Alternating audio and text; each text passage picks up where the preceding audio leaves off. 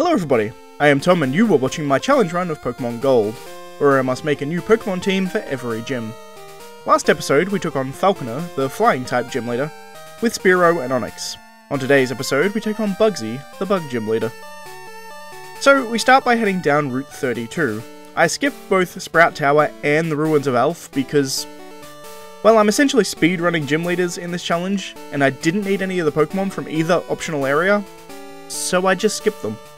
Route 32 has some interesting Pokemon, notably a Mareep, but since I don't need them in the immediate future, I decided not to bother catching any, and I just used the 7 trainers up on this route to level up my Rattata and my starter.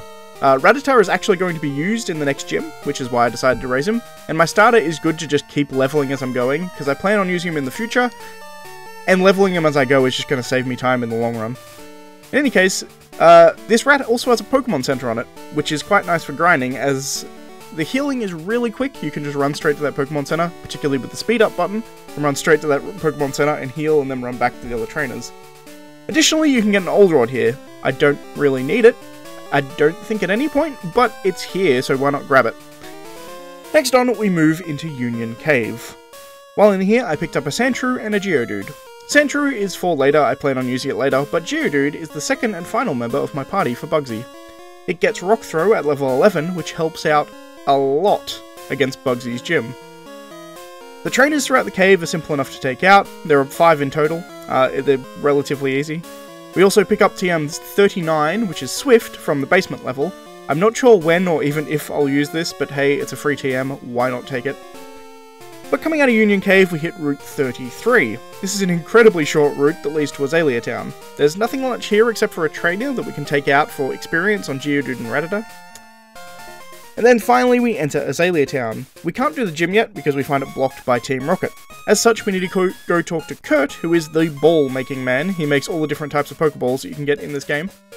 And he tells us that Team Rocket is harvesting Slowpoke tails and he's going to go put a stop to them. And then he runs off. As we follow him, we find that he's gone down the well, and we get down there and Kurt has fallen and he can't get up. And I can't get up! This little dungeon is actually pretty easy, all things considered. There are 4 Rocket Grunts, and they all go down pretty quickly in the might of my Geodude. It is worth noting, however, that I ran into a wild Zubat while I was in this cave, and I caught it.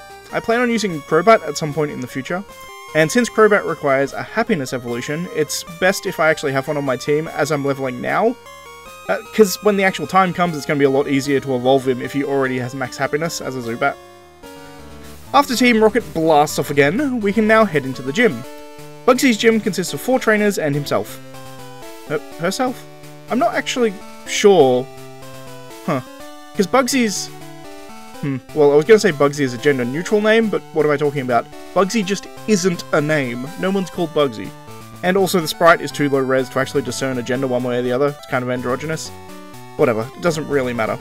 In any case, the trainers are wiped out by Hyper Fangs and Quick Attacks from my Rattata very, very quickly. I think everything in here was a 1 or a 2 shot with my Rattata. Rattata has insanely high attack for this point in the game, honestly. It's a very, very good Pokemon early on.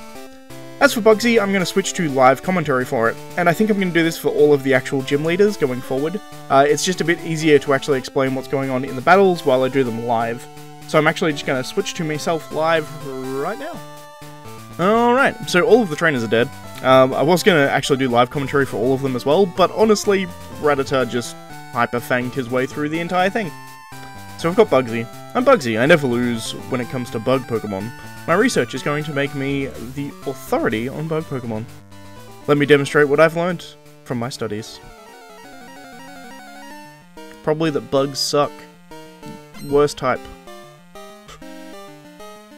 So he starts with a Metapod. I believe he has a Metapod, a Kakuna, both level 14, and then he has a Scyther at level 16. I believe.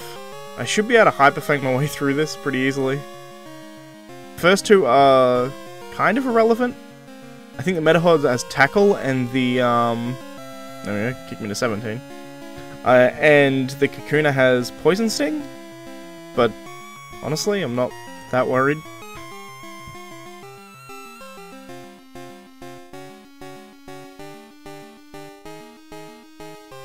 Poison here. I think the go here is to preemptively swap into my Geodude.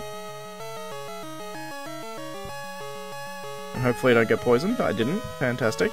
Tackle should take this out. Annoying. Kuna goes down. So now we have a Scyther coming out, and I think its only really scary attack is Fury Cutter, and my Rock Throw should one-shot it. It's 4 times effective. Yeah, peace. That was one of the easier episodes I've ever done. Okay, I can go back to post-commentary now. And with that, Bugsy and this episode are done. If you like this video, please leave a like. If you aren't yet subscribed, please consider subscribing. And as always, thank you for watching, and I shall see you next time, where we'll take on Whitney in Goldenrod City. I wonder if that milk tank is actually as bad as I remember.